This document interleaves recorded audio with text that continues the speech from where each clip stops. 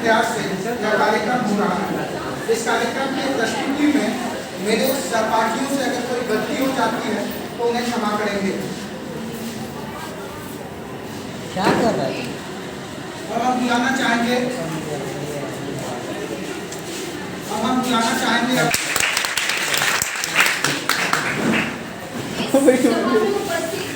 हमारे मुख्य अतिथि एवं सभी प्राध्यापकगण और सभी छात्र छात्राएं, आप सभी का तहे दिल से स्वागत है।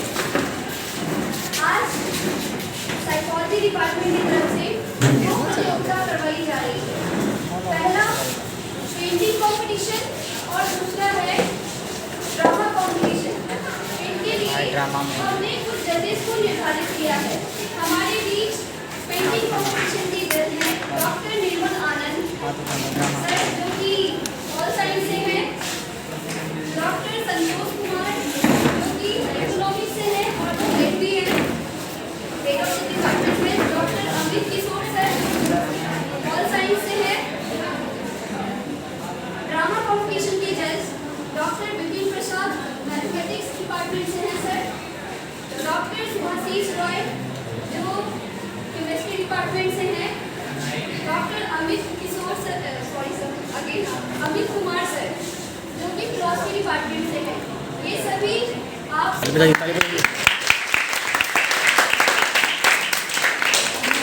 हमारे भी बराड़ हैं जो कि इंग्लिश डिपार्टमेंट से हैं। सॉरी सर, मैं आपका नाम नहीं करना।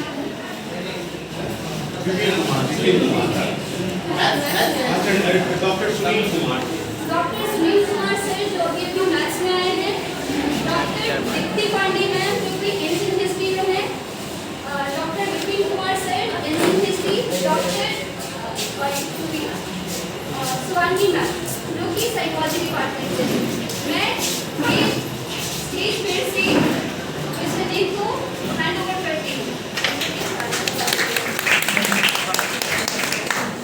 इस कार्यक्रम को आगे बढ़ाते हुए अब हम हमारे विभाग के सहायक अध्यापिका शिवांगी गुप्ता को इस वर्ष विश्व मानसिक स्वास्थ्य दिवस के बारे में कुछ बोलने के लिए आमंत्रित करना चाहेंगे।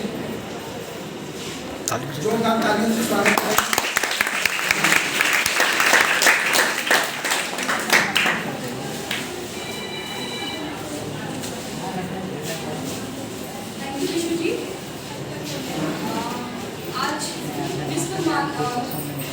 विश्व मानसिक स्वास्थ्य सप्ताह के अवसर पर मैं आप सभी का हार्दिक स्वागत करती हूँ।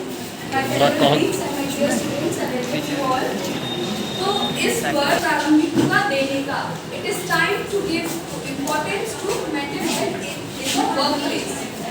तो यह बात हमें इस बात की याद दिलाती है कि मानसिक स्वास्थ्य न केवल हमारे व्यक्तिगत जीवन बल्कि हमारे इतना स्ट्रेस क्यों दिया है WHO ने और ऐसे क्या कारण है, इसमें मैं 2-3 मुद्दों पे बात करूंगी।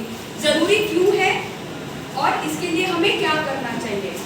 तो जैसा कि हम सब जानते हैं कि हम जब काम करते हैं या कहीं भी कार्यरत होते हैं, we as a professor and you as a student, हमारा ब्रेन का मैक्सिमम एनर्जी हमारे वर्क प्लेस में ऑक्यूपाइड होता है। तो हम हमारे काम में जितना ऑक्यूपाइड रहते हैं तो हमारा घर, हमारा फैमिली लाइफ भी इससे अफेक्टेड होता है।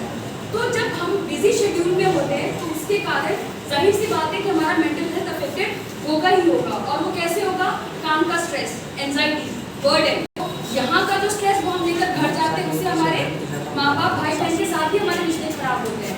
और क्योंकि हम जानते हैं कि हमारा ब्रेन और हमारा बॉडी जुड़ा हुआ है, जैसा हम सोचेंगे वैसा ही उसका शारीरिक प्रभाव पड़ेगा। तो इसीलिए हम कहते हैं कि healthy mind is the road to having a healthy body. तो इसमें भी जैसे मान के चलो इस कॉन्सेप्ट WHO ने 2019 में एक कॉन्सेप्ट बताया था, बर्नआउट। बर्नआउट का मतलब है इमोशनल या मेंटल एग्जॉशन, दिमागी रूप से थक जाना। अगर आप थक जाते हो, आपके पास अपनी संवेदना के लिए, अपने बाकी जीवन के लिए समय ही नहीं होता है। तो और ये हम कैसे इस पे काम कर सकते हैं? कुछ इम्पोर्टेंट इसके हिस्से ये होंगे कि ओपन कम्युनिकेशन करो। जैसे हम हमारे दोस्तों के साथ अगर हम ठीक से बात करते हैं तो क्या होगा, जो आपस में टकरार है वो हम कम कर पाएंगे। दूसरा, वर्क लाइफ बैलेंस। काम है लेकिन काम ही सब कुछ नहीं है।